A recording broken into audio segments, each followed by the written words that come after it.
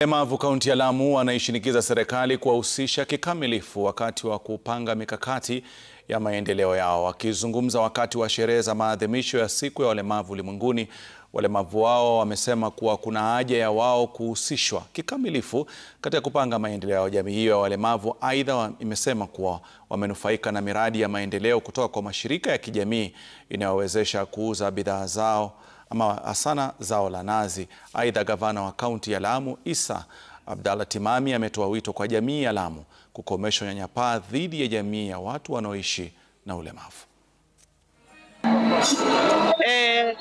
Wakipanga watuhusishe ndani ili tuwasaidie kuweka mikakati yale ambayo inatufaa kama walemavu.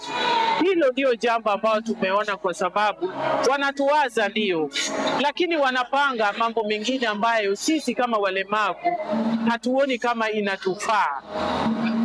Nothing without us, tutakubaliana nalo. Hilo tu ndio kitu ambacho tunaomba. Tukiwekeza theme ya mwaka huu imeweza kutulenga sisi kama walemavu direct, kwa sababu tumeweza kufanyiwa kama a small mini culture walemavu, ambao kila mlemavu amekuja na bidhaa zake aweze kudisplay na pia kuonyesha kwa Lamu County, kwa nchi yetu ya Kenya na pia kwa ulimwengu wetu kwamba sisi kama walemavu tunaweza kukamilisha kazi sote. Kuzaa mtoto mlemavu si jambo la aibu.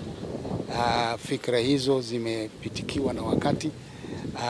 Muhimu ni kumtambua kwa ile mtoto ni mlemavu na umpatie nafasi ama opportunities aweze kujiendeleza kimasomo na kimaisha.